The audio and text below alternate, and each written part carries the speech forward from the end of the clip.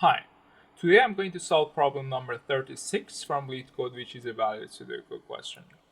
I gave this question to several interns, and one of them came up with very intuitive solution that I wanted to share with you. So the problem asked to determine if a 9 by 9 Sudoku board is valid or not. So I think many of us have seen Sudoku board before or solved it, but the rules are these three rules. So the digits are between 1 and 9, and these digits should not be repeated in each row, column, or sub boxes. So the sub boxes are 3 by 3, as you see in the figure, right? So this is the first sub boxes, for example, and this is the second sub box, right? So one way of solving this is to define hash set for each row or each column and each subboxes. But this guy came up with another solution. So we can define a scene array, which is empty at the beginning, right? And each time we want to check the number over here, so we add the number, let's say number 5, and the column numbers. Let's say this one is 0 at the beginning, right? So this is 0. We can also add the let's say the row number. So this is 0. So row 0 and number 5, as well as, let's say, add the number with the number of subbox. So for subbox, let's say this one is row 0 and column 0, and this one is row 0 and column 1. So we have 9 subboxes, right? So this one is 0 and 2. So for subbox, we just need to define, so this is the column number, right? And this is the row.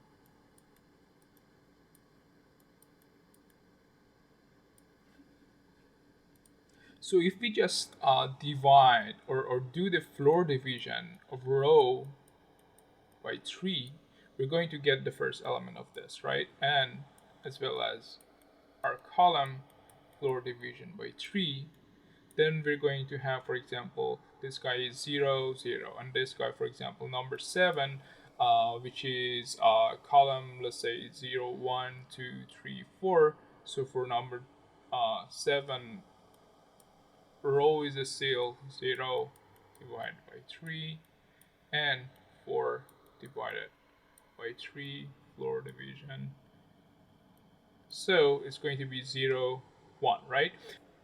So that's basically the whole idea of this solution. For example, let's say we have another 5 somewhere, right? Let's say we had another 5 over here. So this 5, so this 5 is, let's say, in column, I think this one should be, if we start from index 0, this one should be column 7, right? So we can add 5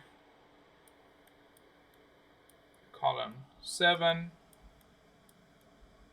and what is the row?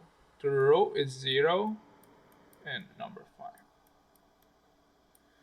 So at the end, we're going to have several of this, right? But here you see the repeated number over here. So 0 and 5, 0 and 5. So if we get a set of this scene, now the length of this scene is not going to be equivalent to this set scene because of this repeated number over here, right? So this number is repeated in row 0, as you see here, right? This row 0. So if we do get a set, we're going to get a different lengths for the scene and set. So with that, let's I think that's the whole idea, right? So with that, let's jump into the coding part.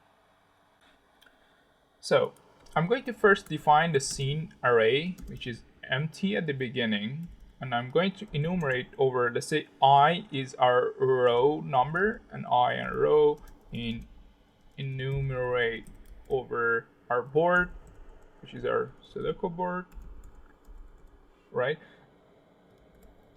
And let's J be our column number, and each number in column, let's call it number.